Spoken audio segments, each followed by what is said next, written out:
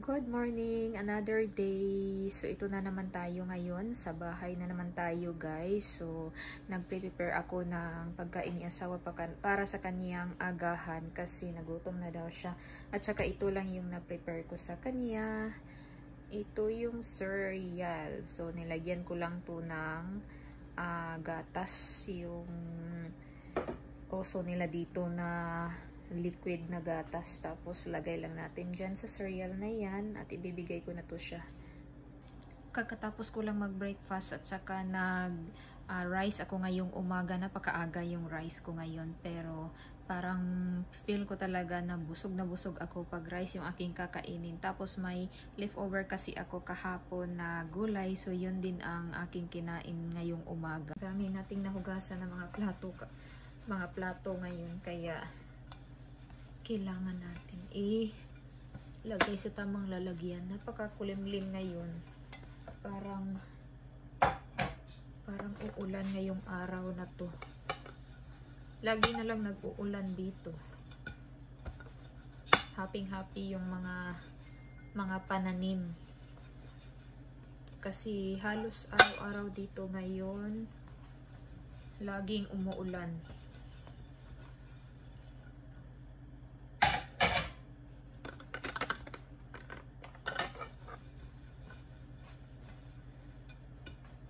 I-prepare lang natin to para mag-dry. Continue lang tayo ngayon sa mga gawaing bahay. Dito kasi si asawa trabaho ngayon sa bahay.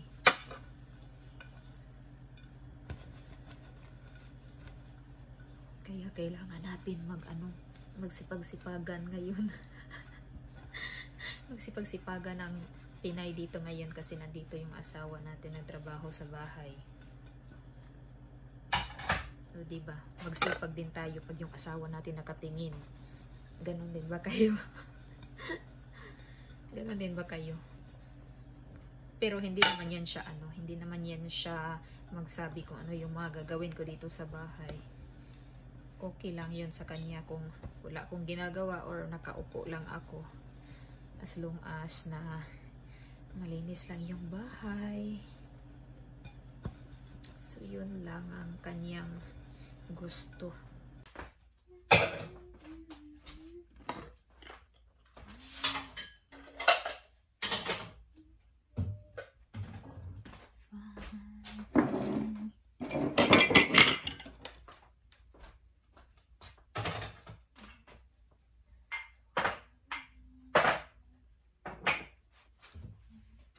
Itong area na to, dito naglalaro ang bata at saka asahan mo talaga na kapag summer, marami ka talagang gagawin at marami ka talagang lilinisin sa loob ng bahay, lalo na pag may bata ay ewan ko lang talaga.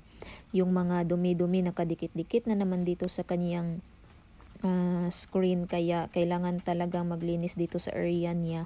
Ito yung area niya na dito siya naglalaro, kaya ang dami-dami talagang mga dumi-dumi sa gilid-gilid. Kailangan talaga na maglinis dito.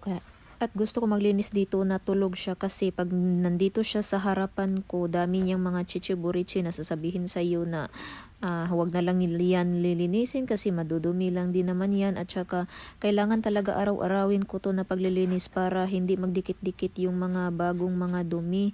Pag matagal na kasi, ang dami talaga, ang hirap ng kukunin yung mga dumi dito. Kailangan ko na talaga na magamit ng parang glass cleaner yung ginagamit ko dito para mas madali siyang makuha.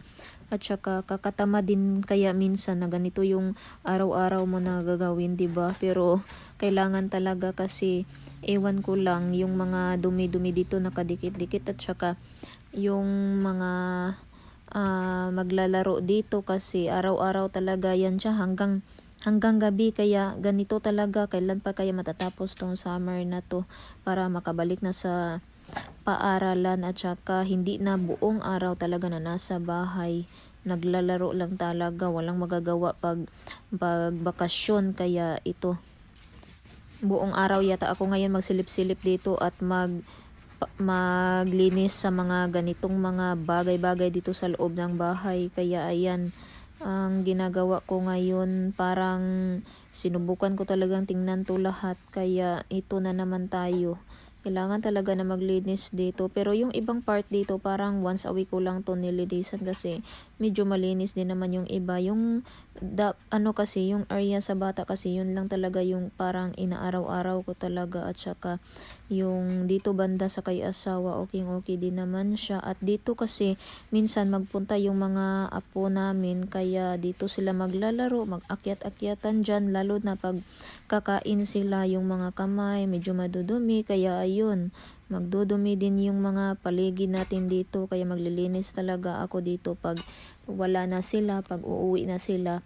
Tsaka halos last week kasi parang halos araw-araw sila na nagpunta dito, kaya ang dami talagang mga dumi-dumi sa gilid-gilid, lalo na pagkakain sila, yung may mag-inom sila ng mga parang chocolate, so yun, magdikit-dikit talaga, lalo na mga bata, so hindi mo talaga maiwasan yun. At saka ako talaga yung tagasunod dito, tagalinis lahat dito sa buong bahay, pero okay lang kasi trabaho na din natin yan, diba? Pinay tayo eh. Medyo gustong-gusto talaga natin na malinis talaga tingnan, pero minsan parang tinatamad ako eh, parang hindi ko na kayang linisin ang halos buong bahay. Makakapag-relax din naman tayo minsan, o diba? Kailangan talaga natin na mag-relax din. Ito naman, minsan lang talaga ako maglinis dito banda kasi pang ano lang to ni asawa, exercise lang niya dito. Yung mga alikabok lang kasi minsan nandyan, makikita mo talaga siya. At saka kailangan talaga maglinis. Ito naman yung upuan dito. Ito kasing bata dito, lalo na ngayon summer na summer, ay nako, iwan ko lang dito siya minsan matulog. At saka sasabihin talaga namin na huwag siya dito magtulog kasi yung kwarto niya, sayang din naman. Ano naman talaga ang gagawin mo pag may kwarto ka, so doon ka talaga matulog. Minsan medyo may magalit ka talaga kasi dito siya lagi, at dito laging nakatulog, dito magtambay, tapos dito din naman kakain. So sinabihan ko talaga siya na ano naman ang purpose ng meron tayong misa sa kusina, tapos dito siya kakain, kaya magdikit-dikit talaga yung mga dumi-dumi dito. So ayun naman ang mga ginagawa natin, kaya yun lang, continue lang tayo dito, o diba? Yung pintong buong bahay na talaga ang nilinisin mo ngayon. At saka yung si asawa kasi lumalabas siya kasi may importante siyang lakad. Kanina kasi dito siya nakatambay sa loob talaga ng bahay, at saka hindi ako makagalaw-galaw kasi nandito siya, at saka nagtrabaho siya dito. Pero sinabi niya na mga around 12 o'clock na lalabas siya, kaya ito nakapaglinis-linis ako dito sa ibang part ng bahay, at ito naman tayo nakapaglinis din ako sa area niya. At minsan kasi hindi ko yan gagalawin yung mga papel-papel niya dyan, baka isipin niya na yung mga importanteng bagay-bagay dyan na mawawala. So ako pa naman yung pagsisisihin niya na bakit ginagalaw ko yung area na yan, kaya parang kinukuha ko lang yung mga alikabok. So ayan, ito naman tayo, hindi natin talaga maiwasan kahit pa aircon yung buong bahay, pero may mga alikabok talaga. Iwan ko lang bakit ganun, may mga alikabok na nakakapasok sa loob ng bahay, kaya once a week lang talaga ako na magganito. So iwan ko lang, pero yung sa iba natin dapat araw-arawin talaga. Pero yung mga ito banda, yung mga sa misa niya, parang pwede naman kasi siya na once a week lang kasi hindi naman siya masyadong madumi. At saka yun lang, pag may mag-snacks, tapos may mga chocolate na iinumin, pero minsan kasi may magdikit-dikit, kaya kailangan talaga araw-araw ko din tinitingnan. Pero yung mga alikabok kasi sa ibang mga part dito, kailangan ko ng once a week talaga. At ito naman tayo, kaya medyo nagmamadali na ako nito kasi may iba pa tayong gagawin dito sa loob ng bahay. At hindi din maiwasan ng mga dumi-dumi na magdikit dito or yung may mga dumi, lalo na yung mga snacks, yung mga chips, di ba? Pagkakain ka may mahuhulog talaga na mga medyo maliliit. Kaya tinitingnan ko talaga dito sa banda ng kanyang misa na may mga nakahulog ba dito ng mga chips. Kaya kinukuha ko talaga yung mga pagkain na nakadikit-dikit dito. So ayan naman ang trabaho natin. Paano na lang kaya pag wala tayo dito sa bahay tapos ganito, ay nako lang talaga, ewan ko na lang. Kaya mga nanay, makaka-relate talaga kayo dito, at saka hindi lang ako siguro yung ganito yung ginagawa sa loob ng bahay, alam ko kayo rin, di ba? So ito na talaga, magsisipag ka lang talaga araw-araw. Kasi yan din naman yung ating trabaho, nasa bahay lang tayo, at saka tayo din naman yung mga asahan sa mga ganitong mga gawaing bahay. Kaya sipag-sipag lang talaga, at saka lalo na pag mga ganitong bagay-bagay ay hindi yan sila nakikialam sa mga paglilinis. Yung babae talaga ang mas gustong-gusto na gagawa nito, at hindi tayo aasa sa mga lalaki na kasama natin dito sa bahay. Kaya sipag-sipag lang talaga ang kailangan natin dito, lalo na dito tayo sa ibang bansa. Wala tayong ibang magagawa, walang ibang gagawa din dito, tayo lang talaga. At saka lalo na pag nasa bahay lang tayo, wala tayong magagawa, kahit ano na lang yung ating ginagawa dito para lang maaaliw tayo sa buong bahay.